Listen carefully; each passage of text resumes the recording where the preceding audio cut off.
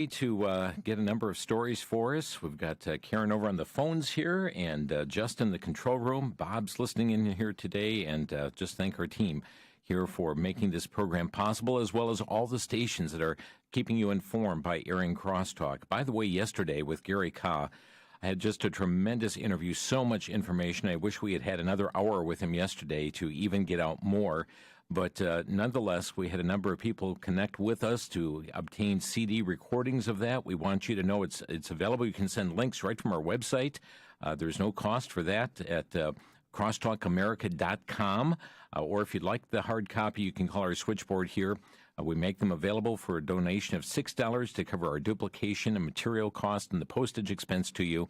And those are available by calling 800-729-9829. If you missed yesterday's program, I mean, we tied so many loose ends together on many issues and talked about the Great Reset.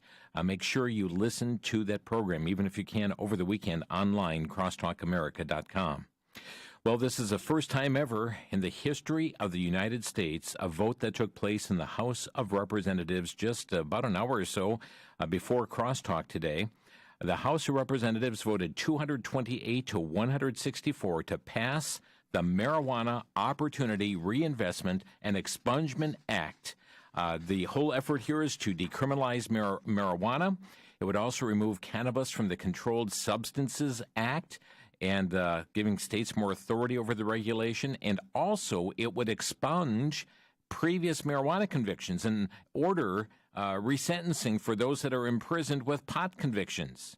This is the first time in the history of Congress, every house, the House or the Senate, first time it's passed. Republican lawmakers condemned House Speaker Nancy Pelosi for bringing forth the legislation instead of coronavirus relief. I guess they're also dealing with the bill on banning people from having tigers. Let's see. We're going to move on here to an article that came out from WND.com. You've heard of Lieutenant General Thomas McInerney. He said a holds barred interview that he doesn't believe the courts are likely to come through for President Trump. And despite massive amounts of evidence of widespread irregularities, many judges appear either unsuitable or rather unable or unwilling to sort through the allegations. And so he's putting the burden on President Trump to use emergency powers at his disposal and put down what he described as a coup d'etat in progress. I'd like you to refer you back to the program we did earlier this week, Tuesday, with Brannon House on that very issue. We also have Michael Flynn that's promoting a petition now calling on President Trump to temporarily suspend the U.S. Constitution. Declare martial law and order the military to oversee a national revote for the 2020 presidential election. That's getting serious, folks, with statements like that coming forth from retired generals. WND.com pointing out that in a brand new analysis published in American Thinker, a prominent witness has reportedly joined the team of attorney Sidney Powell and has stated under the oath that there was a massive computer fraud in the 2020 election, all of it intended to secure a victory for Joe Biden. The report, authored by Andrea Widberg, identifies the expert as Dr. Navid Kershavez Nia, whom she calls one of the weightiest names in the world when it comes to sniffing out cybersecurity problems. In doing cybersecurity technical counterintelligence work for the CIA, NSA, and FBI, it spent decades connecting top secret dots. He has a bachelor's, a master's, a PhD in a variety of electrical and computer engineering. But despite not having access to the voting machines, he examined the election data and results of the ballot. And listen to these conclusions that he came up with. He's dubbed the smartest man in the room, joining Sidney Powell now in the investigations and filing legal challenges. But he came with these conclusions that the counts in the disputed states, Pennsylvania, Wisconsin, Michigan, Arizona, Nevada, and Georgia, show electronic manipulation.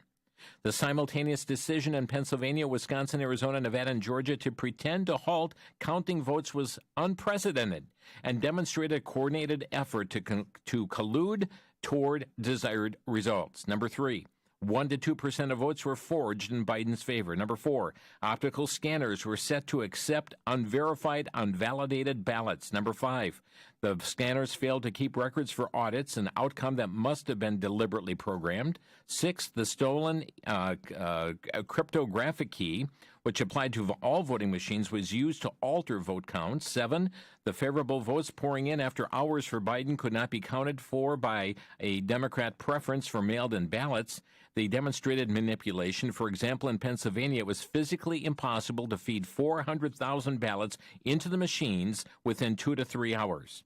Dominion used Chinese parts, and there is reason to believe that China, Venezuela, Cuba interfered in the election.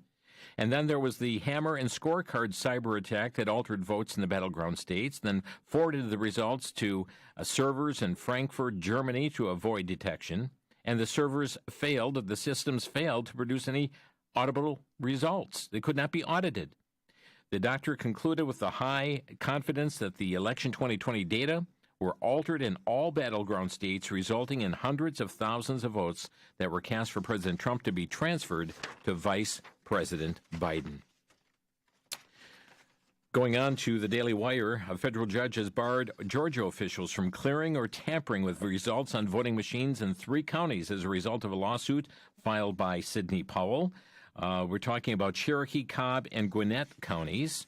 From Newsmax.com, Sidney Powell's attempt to force Georgia officials to allow a forensic examination of voting machines that she claims are central to a vast election fraud conspiracy will get an expedited review from the federal appeals court in Atlanta. Pamela Geller, Georgia Republican Governor Brian Kemp, calls for a signature audit after CCTV footage was leaked of hidden ballots being secretly counted. This is astounding. What happened in the state of Georgia, as which they have the allegations and video footage. We have President Trump's legal team involved in this as well. Epoch Times is reporting that on December 3rd, they presented surveillance footage at a Georgia state legislature that appears to show ballot counting workers telling poll observers late at night on Election Day, leave before continuing to count, pulling out what appears to be boxes filled with ballots. Told people to go home. We're done for the evening. Poll watchers go home. GOP poll watchers go home. And after everybody left, guess what? The video footage looks like suitcases that were opened up and the ballots started being counted once again. Something's not right there, folks. Something is not right. And now we have the Georgia Republican governor calling for a signature audit after this footage was leaked of hidden ballots being secretly counted. Western Journal reporting an organization founded by failed Georgia gubernatorial candidate Stacey Abrams, as well as several other groups, being investigated by Georgia Secretary of State Brad Raffensperger for allegedly looking to aggressively register ineligible out-of-state or deceased voters in the weeks leading up to the state's January 5th Senate runoff elections. Raffensperger's office said Wednesday that it was investigating American Votes, Vote Forward, and the New Georgia Project, founded by Abrams and previously chaired by Democratic Senate candidate Raphael Warnock, Fox News reported. Epoch Times telling us that a witness brought forward by the Trump campaign in its election contest in Nevada alleged that the memory disk used to store vote totals from election machines during the early vote period had the vote tallies inexplicably changed overnight. According to Jesse Binnall, who presented the evidence on behalf of the Trump campaign, what they would do is that they would log these disks in and out, good practice, and the disks had a serial number on them, and numerous times that disk would be logged out with one vote total on it and logged back in the next morning during the early vote period with a totally different number on it. Sometimes more, sometimes less, he said. Washington Examiner reporting that the Trump campaign unveiled information at his plans to present a Nevada state court that suggests there were thousands of fraudulent votes cast, possibly enough to overturn Joe Biden's win there by the 33,569 votes.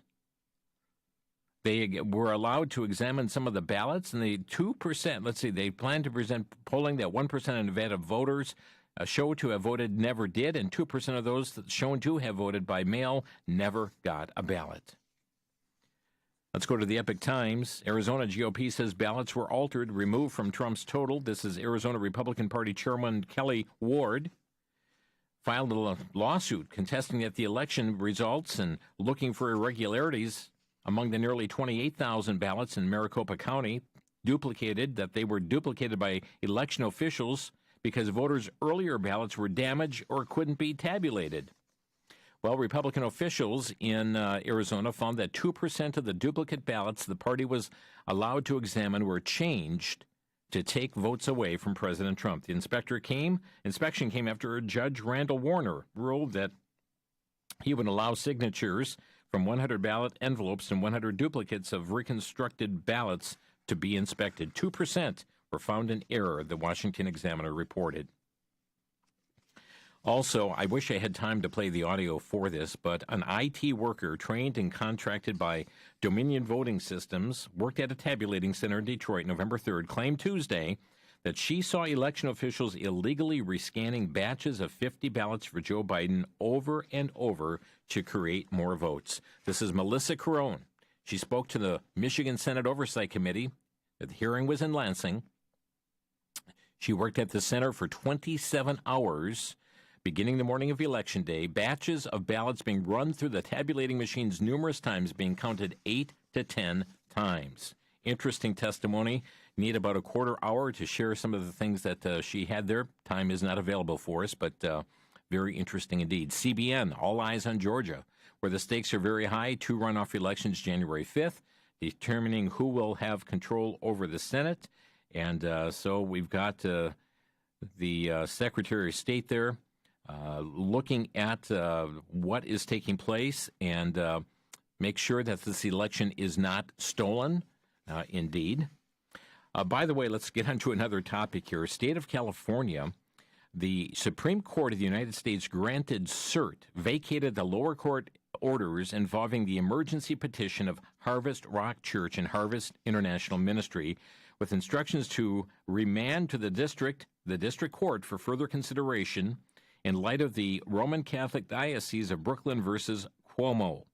Liberty Counsel filed the reply brief, and this is so this not only impacts California, but also there are things that are happening in the state of New York right now. But Matt Staver said today's ruling by the Supreme Court provides great relief for churches and places of worship. The handwriting is on the wall. The final days of Governor Gavin Newsom's color-coded executive edict banning worship are numbered and coming to an end. It's past time to end these unconstitutional restrictions on places of worship, he said. So we've got issues in California, but there are also instructions to remand to the district court for further consideration. The New York situation going on as well. We'll be back in just a minute. You're listening to a news roundup on Crosstalk on the VCY American Network.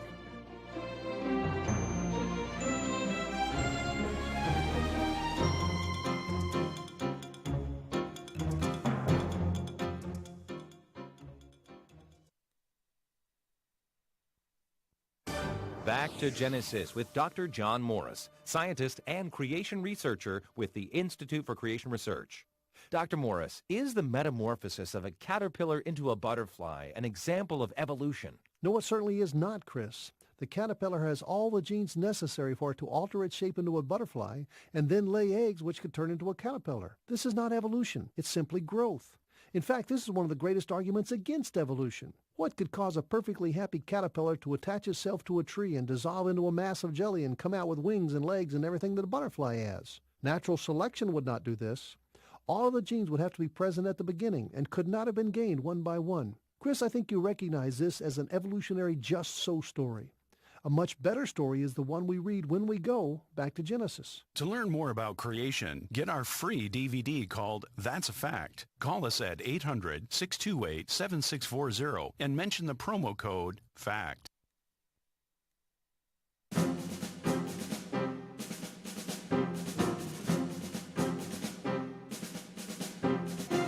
It's a news roundup day here today on Crosstalk on VCY America. A number of stories dealing with COVID-related issues.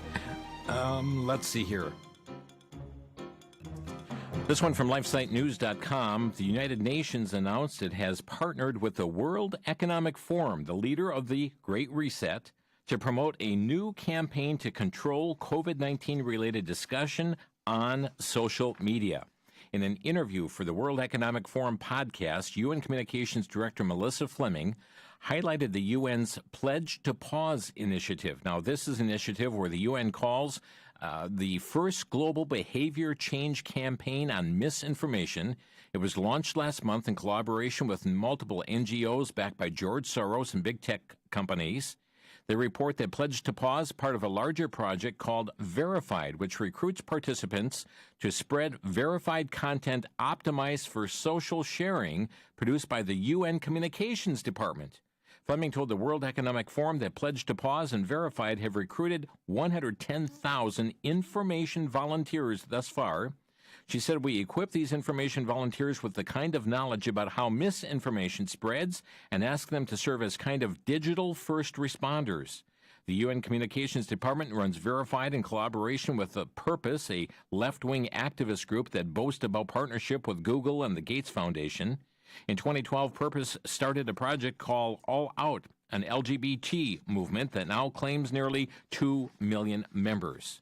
Pledge to Pause, Verified, and the Great Reset followed a wave of anti-Christian persecution and media censorship during the COVID-19 crisis that have been ramped up in the wake of the contested presidential election. Very interesting indeed. LifeSiteNews.com reporting the U.S. government is going to be issuing wallet-sized COVID-19 proof of vaccination cards. Releasing the image of the Department of Defense website, the description says that they will be sent out as part of vaccination kits from Operation Warp Speed. The kit will also include a card, a needle and syringe, alcohol wipes, and a mask. Dr. Kelly Moore, Associate Director of the Immunization Action Coalition, that is involved in distributing the vaccines, said everyone will be issued a written card that they can put in their wallet. They will tell them that when they what they had and when their dose is due. Moore also stated that people would be widely asked to volunteer their cell number in order to get a text message telling them when and where their next dose is scheduled to be administered. 3 former presidents, reports WesternJournal.com. Bill Clinton, George W. Bush, and Barack Obama have volunteered to receive the COVID-19 vaccine in public and on camera in a bid to boost shaky public confidence in the vaccine safety, which has been undermined by their speedy development and months of politicalization on both sides of the aisle, Forbes reported on Thursday. From Western Journal, the first COVID-19 vaccines might be around the corner, but the side effects won't be a walk in the park, doctors say. Listen to this. It says a quote here from Dr. Sandra Freihofer of the American Medical Association said during a virtual meeting with the Centers for Disease Control and Prevention's Advisory Committee on Immunization Practices November 23rd, according to CNBC, "We really need to make patients aware that this is not going to be a walk in the park. They're going to know that they had a vaccine. They are probably not going to feel wonderful, but they've got to come back for that second dose. Both Moderna and Pfizer have reported their vaccines are over 90% effective, but that's if they're given in 2 staggered doses. A North Carolina woman in her 50s who experienced side effects said she didn't have a fever, but ended up with a severe migraine after the second dose. If this proves to work, people are going to have to toughen up, she said. The first dose is no big deal, and then the second dose will definitely put you down for the day for sure. You will need to take a day off after the second dose." End of quote. Very interesting indeed. And I know many are waiting for yet more information to come out on this. But as this doctor is saying, the truth must be told. The American people need to be warned. They need to be told what is coming up here, that it's not going to be a walk in the park. LifeSiteNews.com, study shows a majority of COVID fatalities had do not resuscitate orders in place. Almost 90% of patients who died with COVID-19 had DNR orders in place at the time of admission, illustrates the severity of their pre-existing conditions. This is Clinics in Dermatology published the study at the end of last month, and this is based on all patients in 2 hospitals in New Jersey who had or developed COVID-19. Dates were from March 15th to May 15th, but the record showed that 89% of those who died had a DNR, leaving 10.9% without a DNR order at the time of admission. The CDC has shortened up their coronavirus quarantine period, and also, let's see, what do they have now? Previously established 14 days. Officials can saying now they can end after 10 days without a COVID test if a person reports no symptoms, after 7 days with a negative test if there are no symptoms. Joe Biden is saying during an interview yesterday he plans to ask the American public to wear masks for 100 days, stating the day he is inaugurated. Well, that jury is still out on that, isn't it? In order to drive down the number of coronavirus. He said, the first day I'm inaugurated, I'm going to ask the public for 100 days to mask. Just 100, not forever, 100. Joe Biden says he'll also be listening to the advice of Dr. Anthony Fauci, whom he has tapped to be his chief medical advisor and part of the Biden administration COVID team, reports CNSnews.com. He told Jake Tapper that bars and restaurants are going to close, but we're going to provide you the wherewithal to not lose your business. Well, the NFL is in trouble. At least one team, the New Orleans Saints, as they have received a fine. I guess on November 8th, Saints players were celebrating their victory over the Buccaneers, but they didn't have masks on in their main locker room, and so they got a $500,000 fine, ESPN reported. In addition, the team was also stripped of its 7th-round pick for next season's draft. Another story here, Western Journal, grocery stores in New Mexico can now be closed along with every other type of business under a strict state edict that says any business must shut down for 2 weeks if there are repeated instances in which employees test positive for the coronavirus. Shutdowns happening all over, but not Hollywood.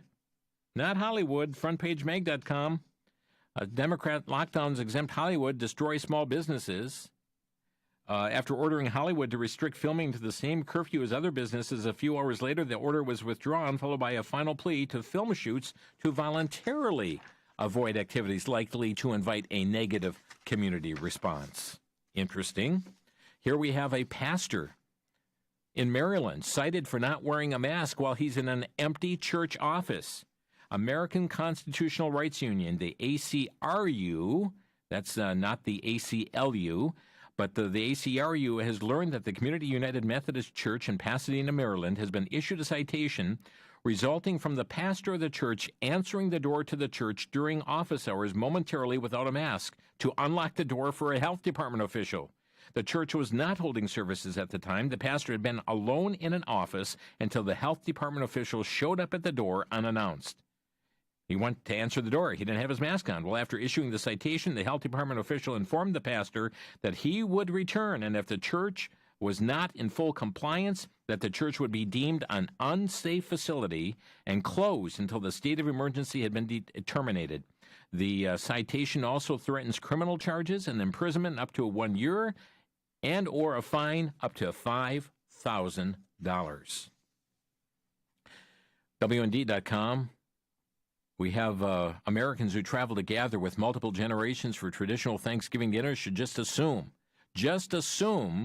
that you passed along the coronavirus along with the gravy, according to Dr. Deborah Birx, saying, quote, we know people may have made mistakes over the Thanksgiving time period, so if you're young and you're gathered, you need to be tested about 5 to 10 days later, but you need to assume that you're infected and not go near your grandparents and aunts and others without a mask.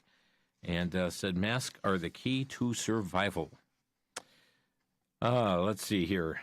This is the faithwire.com. Eric Garcetti, the Democratic mayor of Los Angeles, said Wednesday it's time to cancel everything. He banned all forms of travel, even ordered residents to stay in their homes. All travel, including without limitation, travel on foot, bicycle, scooter, motorcycle, automobile, or public transit is prohibited. He's got some exemptions in that. But he also doubled down on his ban of indoor worship services. And then, as CNSNews.com points out, Los Angeles County Supervisor Sheila Kuehl voted last week to ban outdoor dining at restaurants because of the coronavirus. And hours later, guess what? She was fined dining outside at an Italian restaurant in Santa Monica. Her actions are seen as the latest example of hypocrisy by public officials. 12 articles of impeachment have been filed against the governor of Ohio, Mike DeWine, over his COVID shutdown. Prince Harry is even getting into the matter. DailyWire.com. Britain's Prince Harry, the Duke of Sussex, called the novel coronavirus a sign of Mother Nature's exerting her considerable power over humanity, potentially over our reluctance to address climate change. Well, that's a new one, isn't it? Because we have not addressed climate change, Mother Nature has come out against us with the coronavirus. Harry said that his wish is for humanity to be the raindrop that falls from the sky and relieves the parched ground. Addressing ongoing crimes against nature, he then suggested COVID-19 should be a wake-up call, a form of ecological retribution, according to the New York Post.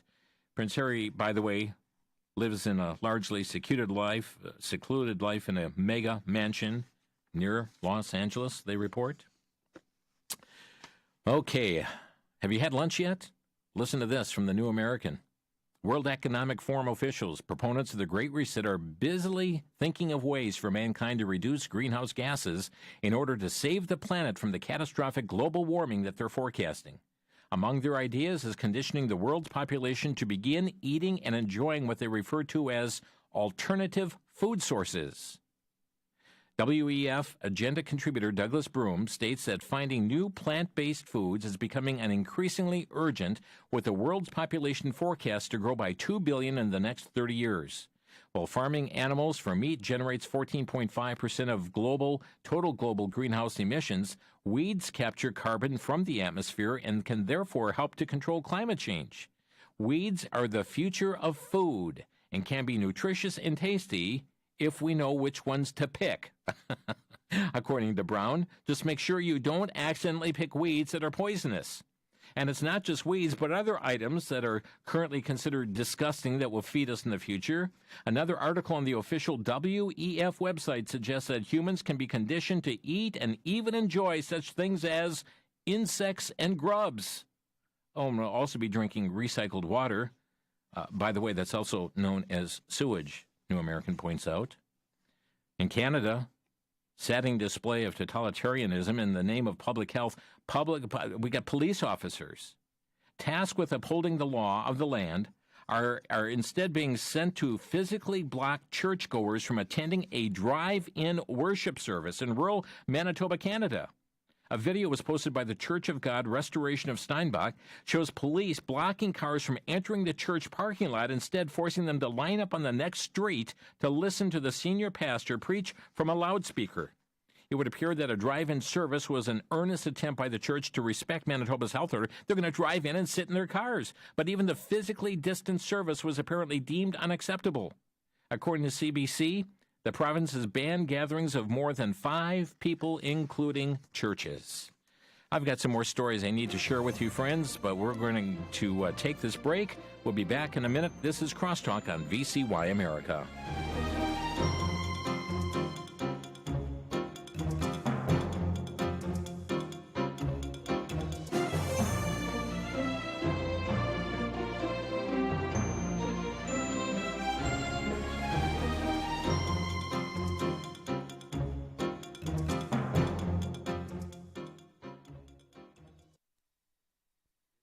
This past July marked the 200th anniversary of the birth of Robert Sheffey, an itinerant circuit-riding preacher committed to proclaiming the gospel to the mountain folk in the eastern U.S. To mark this milestone, Unusual Films released a special restored, high-definition edition of this powerful film, Sheffey. Through December, VCY is renewing a special offer, making available a combination pack to reach a whole new generation. This pack includes both Blu-ray and DVD and a digital download. Also included, the public showing rights for the church and schools in order to show it publicly. While the normal retail is $19.95, during December, VCY is offering one combo pack for a donation of $15 and each additional combo pack for a donation of just $10 more. You can even obtain 10 combo sets for a donation of just $75. Call 1-800-729-9829. This offer ends December 31st.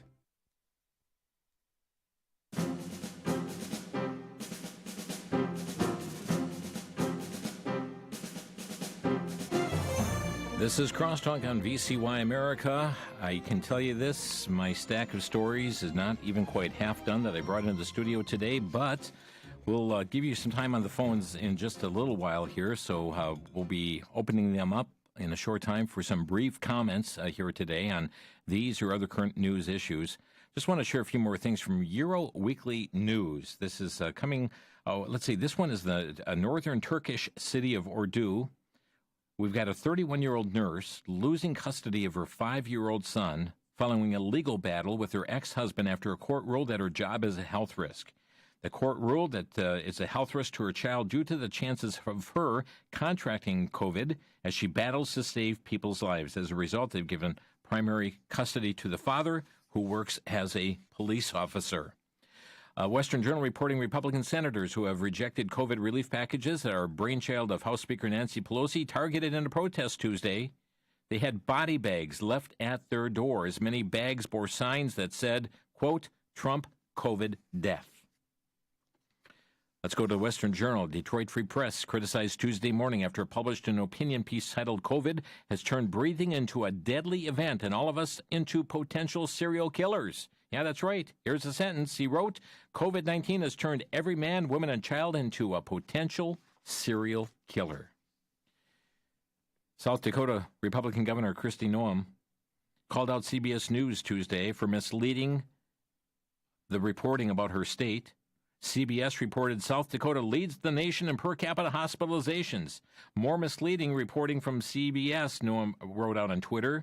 She said there are 547 people statewide in the hospital in South Dakota with COVID. That's less than 20% of those hospitalized. Nearly 40% of our beds are empty. Our doctors and nurses are doing an outstanding job taking care of those who need extra care. Fake news continues to abound. So appreciate this story here. The governor of Oklahoma, this is from ChristianNews.net. Governor of Oklahoma has declared yesterday a statewide day of prayer and fasting, calling upon all people to pray for the sick during the COVID pandemic, as well as wisdom for those who are handling it. He said, when we unite in prayer, we're reminded that there is no burden too heavy for God to lift or for this state to bear with his help. This is Governor Kevin Stitt. He wrote in his proclamation. He even pointed to 2 Chronicles 7:14. He also noted that churches and faith communities have an incredible opportunity during this season to provide hope to Oklahomans who are struggling as we close a year that's been mentally, emotionally, and physically draining. Thank the Lord for a governor who is willing to call for a statewide day of prayer and fasting. Did you know that Joe Biden gave a Thanksgiving Day address? And I know some in the media were fawning over this, and I found it very interesting, and many wondered, why is somebody who is not the president giving a Thanksgiving Day address?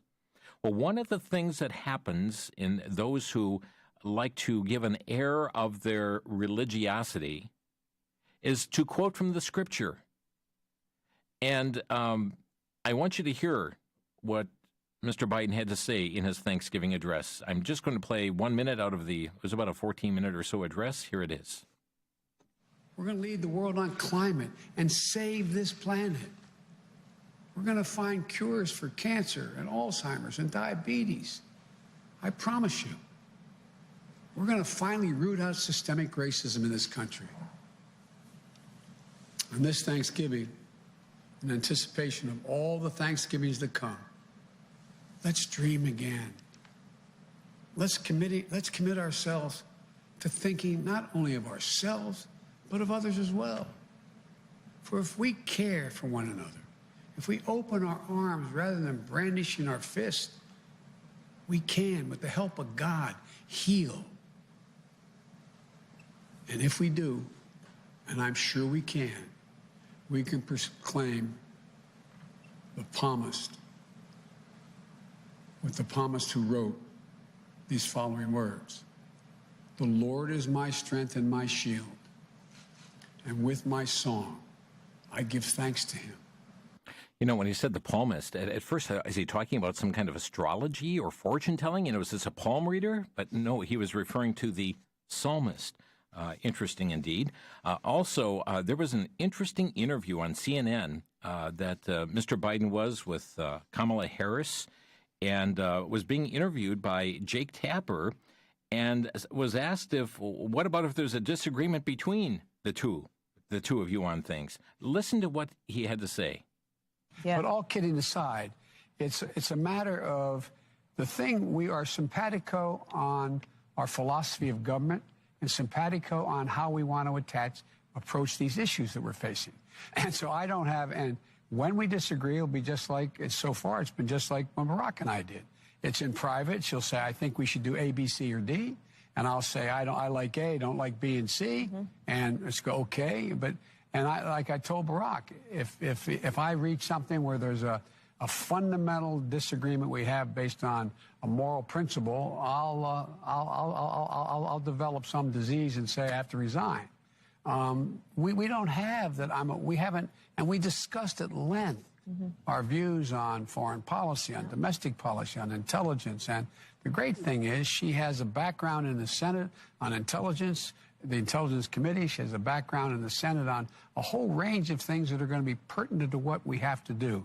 But it's going to be, I think so much is going to be incoming, Jake. Yeah. It's a matter about who takes what when. You know, that's a very interesting comment. Now, keep in mind, his first words were all kidding aside, and then he gave this little speech here in which he says, if we disagree on something, I've developed some disease, and I say I have to resign. Isn't that amazing? I don't hear much of the media asking questions about that at all. Some are questioning the picks that are coming up. Here's Senator Tom Cotton ripping into Joe Biden's pick to head the Department of Homeland Security if he does get inaugurated into the presidency. Why? For selling citizenship to Chinese nationals. He announced, this is Alejandro Mayorkas, who Biden announced that he would pick as his DHS chief on Tuesday. Cotton said that this individual alleged abuse of the EB-5 visa program that allows foreigners who invest significant sums into growing U.S. businesses to apply for green cards disqualified. He said he was found by Barack Obama's Inspector General to be guilty of selling green cards to Chinese nationals on behalf of some rich Democratic donors. Statement from Senator Tom Cotton. By the way, the Human Rights Campaign, the activist LGBTQ++ organization, HRC president has applauded the historic appointments of, and this is from HRC, this is not my words, this is theirs. HRC president applauds historic appointments of queer women to White House communications team. The historic senior communications team, who are all women, include Karine Jean-Pierre and Pili Tobar, both queer women of color, end of quote. Joe Biden considering Rhode Island Governor Gina Raimondo for HHS if he wins. She legalized abortions up to birth. Matter of fact, the media has just been fawning over potential cabinet picks as being superheroes versus what they called President Trump's picks as being ignoramuses. One other audio clip I'd like to play for you here because Joe Biden as well has said that he is going to be forcing schools. I believe he said that he's going to be doing this on day one, but forcing public schools to let transgender women, that's biological male, but giving the personification or identifying as female, to play on girls' sports teams, to use their bathrooms, use their locker rooms. And Chuck Schumer was asked about his position on that. Joe Biden said that on his first day of office, he will give transgender students access to sports, bathrooms, and locker rooms in accordance with their gender identity in all federally funded schools. Do you think he has the ability to do this, and do you agree with this decision? I agree with the decision, and I know he'll check things out thoroughly legally. Thank you, everybody. Okay, well, that's going to be all part of the Equality Act if there is a changeover in the Senate, if there's a changeover in the White House as well. Senator Rand Paul said he believed Joe Biden's plan to force public schools to let transgender women, that's in quotes, biological males, play on girls' sports teams and use their bathrooms and locker rooms was, and I'm quoting him, one of the dumbest ideas to ever inhabit the brain of a politician. And then he said it will eventually backfire. Our phone lines are open here today on Crosstalk. Our number 800-733-9829. We've had a lot of topics this week here on the program. If you'd like to comment on, just make a brief comment on the issues here of the week, our number 800-733-9829. You remember that Christian funeral home that fired a man who wanted to dress like a woman at work? Well, the funeral home is now having to pay $130,000 to the man's estate under a settlement now reached in light of the June U.S. Supreme Court ruling that federal non-discrimination law on the basis of sex includes transgenders. Very interesting indeed. And then this, before I pick up the first call, the Trump-Pence, this again from HRC, Human Rights Campaign, Trump-Pence administration again refuses to recognize LGBTQ people in World AIDS Day proclamation. President Alfonso David said, quote, LGBTQ people in the United States and around the world continue to be disproportionately affected by HIV and AIDS, especially Black and Latinx members of the community. To end the HIV epidemic, we must uplift the voices of those who have been affected and commit to end the stigma that still surrounds HIV. He talks about LGBTQ people disproportionately affected by HIV and AIDS. You know, there's a way that you can stop that from taking place? You don't have to be a rocket scientist to figure that one out. Let's go to Port Wing, Wisconsin. Tom, you're on the air. Yes, Attorney General Bill Barr this week said there wasn't enough fraud to change the outcome of the election. But any prosecutor, Jim, in a court of law would ask the next logical question, how much fraud is acceptable?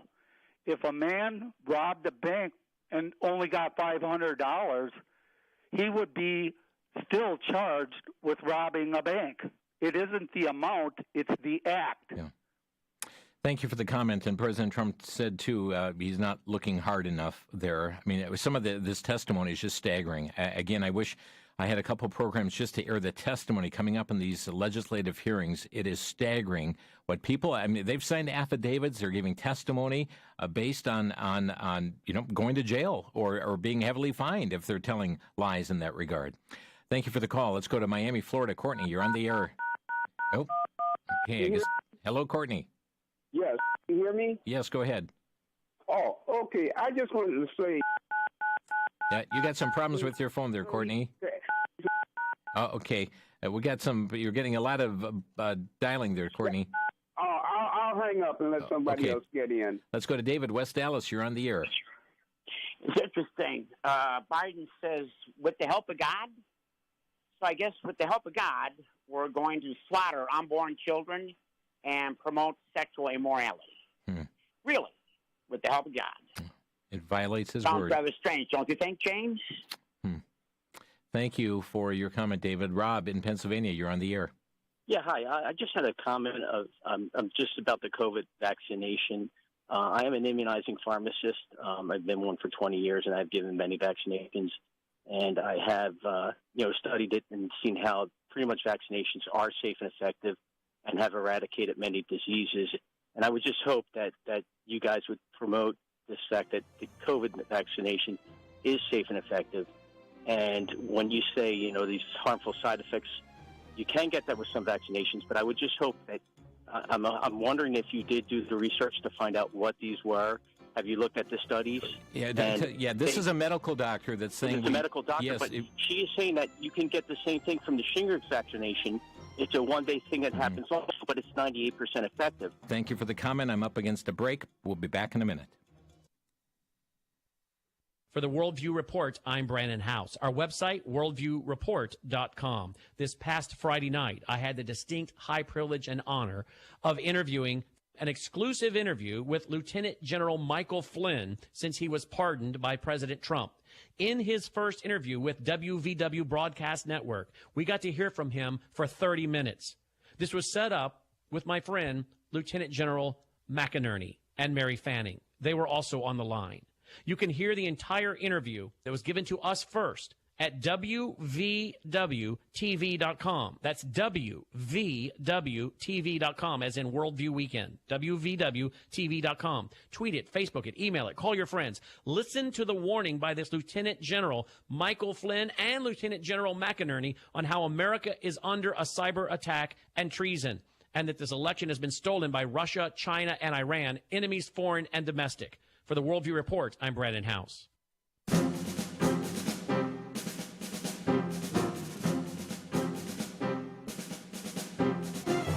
We're back with Crosstalk here on VCY America, and I believe, Rob, do we still have you here? Take a call, please. Oh, no, okay. I guess we don't have Rob here any longer.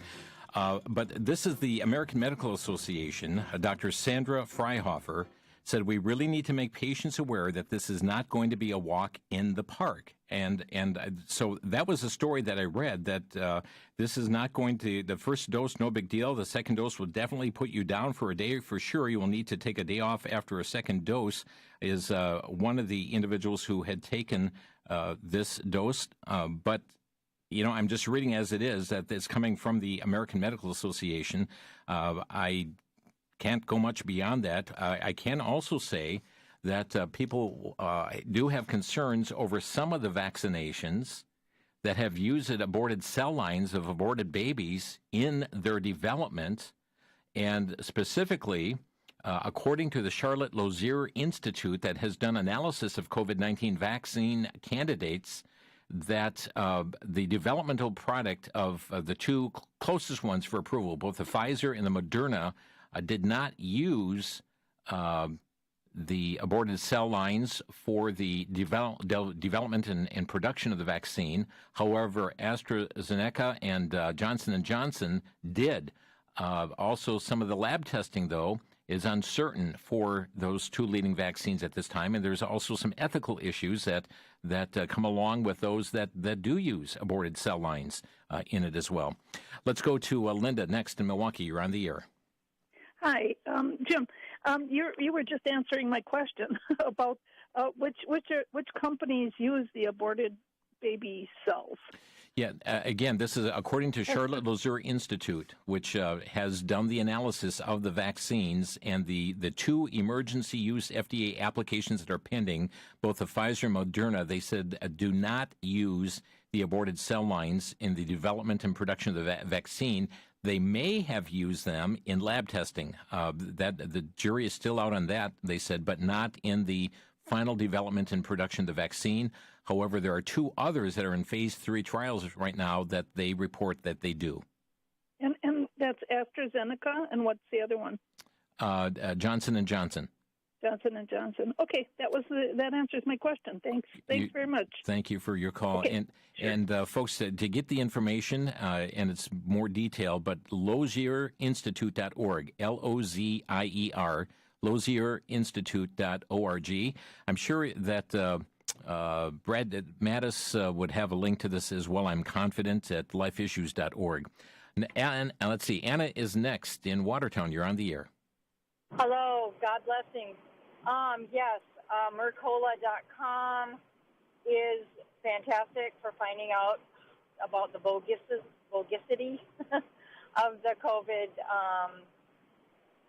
COVID going on, and also if you can go to the CDC, you can go to the HHS, and they will list all of the pharmaceutical companies. And amazingly, they are all looking for, of course, tax write-offs. At the very bottom, they say on the pharmaceutical list, the very bottom of the list is, and by the way,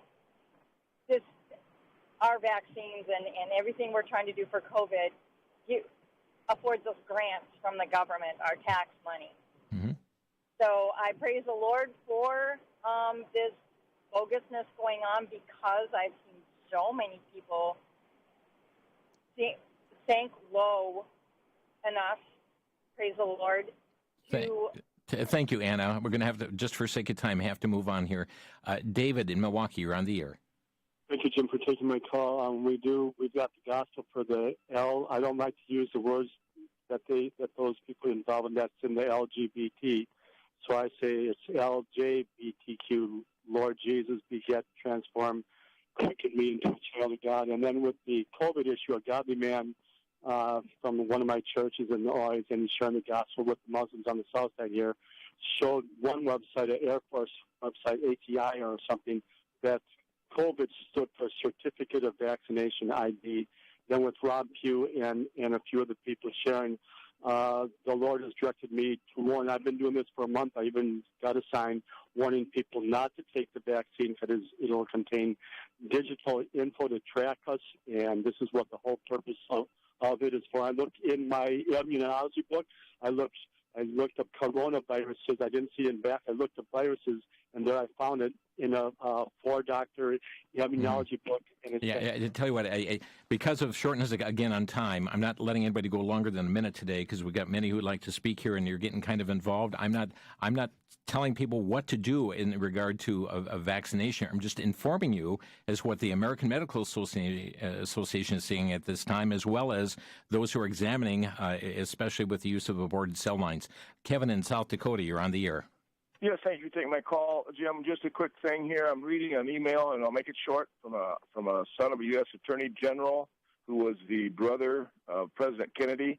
Says the vaccine developed and endorsed by Anthony Fauci and funded by Bill Gates uses experimental mRNA technology.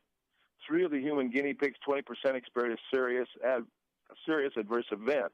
This means clearly if a vaccination symptom develops after an mRNA vaccination, neither I nor any other therapist can help you because the damage caused by the vaccination will be genetically irreversible. Yeah. In my opinion, these vaccines represent a crime against humanity that has never been committed in such a big way in history. Kevin, let me just say this, that we're not talking about a single. There are at least 8 different companies, too, and I don't know which one you are talking about. Do you know which one, which company, which maker?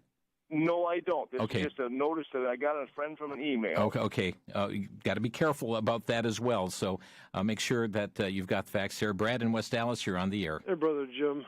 We know that the COVID books have been cooked anyway. Somebody dies from something and they happen to have COVID and they count it as a COVID death when it's not. Second, we also know, I've heard this on the radio, to talk about fast-tracking these vaccines to get them out. That means they're passing up a protocol to do it. That's not a good thing to do when you're going to stick that in somebody's bloodstream. And besides, if this vaccine were to work, and this applies to all vaccines, if it would work, then there's people that take it should not mind if I don't take it, because if it works, they'll be protected from me.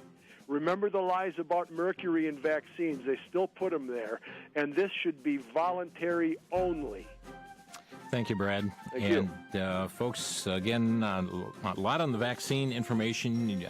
Would certainly refer you for more information. Go to the National Vaccine Information Center, nvic.org. Our time is gone. Folks, stay in prayer for our nation. Thanks for joining us on Crosstalk.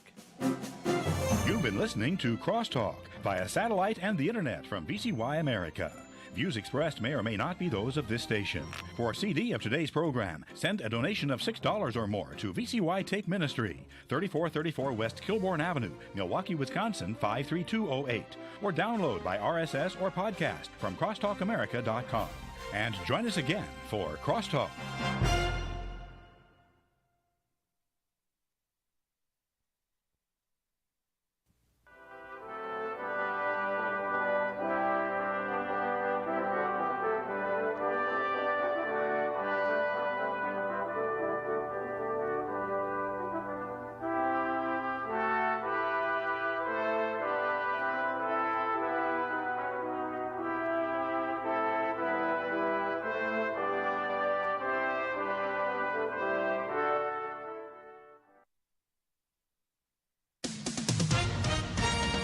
With SRN News, I'm John Scott. Lawmakers pressuring congressional leaders to reach a COVID-19 relief deal.